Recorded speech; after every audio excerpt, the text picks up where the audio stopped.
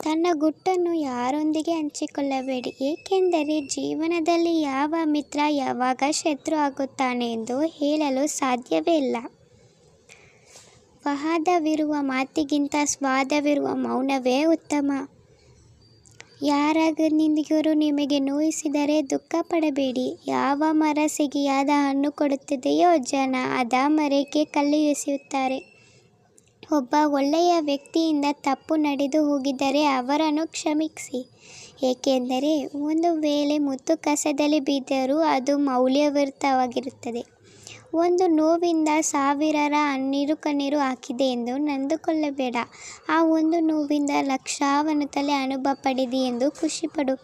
ಆ ಅನುಭವಗಳು ನಿನ್ನ ಉನ್ನತ ಜೀವನ ದಾರಿಗೆ ಸ್ಫೂರ್ತಿ. ತಪ್ಪುಗಳನ್ನು ಸುಧಾರಿಸಬಹುದು, ತಪ್ಪು ತಿಳಿಯುವತ್ತಿಗೆ ಸುಧಾರಿಸಬಹುದು, ಆದರೆ ತಪ್ಪು ಯೋಚನೆಗಳನ್ನು ಯಾವತ್ತೂ ಸುಧಾರಿಸಲು ಸಾಧ್ಯವೇ ಇಲ್ಲ. ಭಯಪಟ್ಟು ಕುಳಿತುಕೊಂಡರೆ ಬದುಕುವುದು ಅಸಾಧ್ಯ. ತಪ್ಪು ಸರಿಯೋ ಹೆಜ್ಜೆ ಹಾಕಿ ನೋಡು. ಗೆದ್ದರೆ ಮುಂದಕ್ಕೆ ನಡೆಸುತ್ತದೆ, ಸೋತರೆ ಹಿಂದೆ ನೀನು ಏನು ಮಾಡಬೇಕೆಂದು ಕಲಿಸುತ್ತದೆ. ಹಾಗೆ ಸಾಧಿಸಲು ಸಮಯ ವ್ಯರ್ಥ ಮಾಡಬೇಡಿ. ನಿಮ್ಮನ್ನು ನೋವಿಸುವವರ ಕೆನ್ನೆಗೆ ಅವರ ಕಾರ್ಯವನ್ನು ಅವರೇ ಅನುಭವಿಸುತ್ತಾರೆ. ಕರ್ಮವು ಯಾವಾಗಲೂ ತನ್ನ ವಿಳಾಸವನ್ನು ಮರೆಯುವುದಿಲ್ಲ. ಸರಿಯಾದ ಸಮಯಕ್ಕೆ ಮತ್ತು ಸೂಕ್ತ ಸ್ಥಳಕ್ಕೆ ಹೋಗಿ ಮುಕ್ತಿಯೇ ನೀಡುತ್ತದೆ. ಯಾರನ್ನೂ ಅತಿಯಾಗಿ ತಿದ್ದಲು ಹೋಗಬೇಡ, ಏಕೆಂದರೆ ಆಲೆಯಲ್ಲಿ ಅಕ್ಷರ ತಿದ್ದಿದಷ್ಟು ಆಲೆಯ ಹರಿಯುತ್ತದೆ. ದಾರಿ ಕಾಣುತ್ತಿಲ್ಲವೆಂದು ದೇವರನ್ನು ದೂರಬೇಡಿ, ಸ್ವಲ್ಪ ತಾಳ್ಮೆ ಇರಬೇಕು. ದೇವರು ನಿನಗಾಗಿ ಹೊಸದೊಂದು ದಾರಿಯನ್ನೇ ಸೃಷ್ಟಿಸಿರಬಹುದು. ಕೆಟ್ಟವರ ಕೆಟ್ಟತನದಿಂದ ಅಲ್ಪ ಸ್ವಲ್ಪ ನಾಶವಾಗಬಹುದು, ಆದರೆ ಒಳ್ಳೆಯವರ ಮೌನ ಮಹಾವಿನಾಶಕ್ಕೆ ಕಾರಣವಾಗಬಹುದು.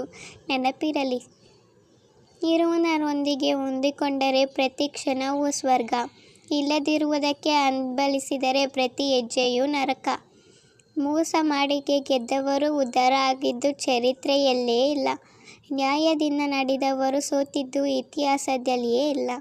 ಮೋಸವಾಗಲಿ ಸತ್ಯವಾಗಲಿ ಅದಕ್ಕೆ ಕಾಲವೇ ಸರಿಯಾದ ಉತ್ತರ ಕೊಡುತ್ತದೆ.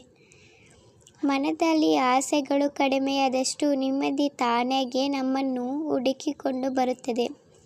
ಸಹಾಯ ಮಾಡಿದವರನ್ನು ದೂರ ಮಾಡಿದರೆ ಆ ದೇವರು ಸಹ ದೂರವಾಗುವುದು ಸಹಜ, ಏಕೆಂದರೆ ದೇವರು ಯಾವ ರೂಪದಲ್ಲಾದರೂ ಬರುವುದು ನಿಜ. ಧನ್ಯವಾದಗಳು. ಜೈ ಶ್ರೀ ಕೃಷ್ಣ.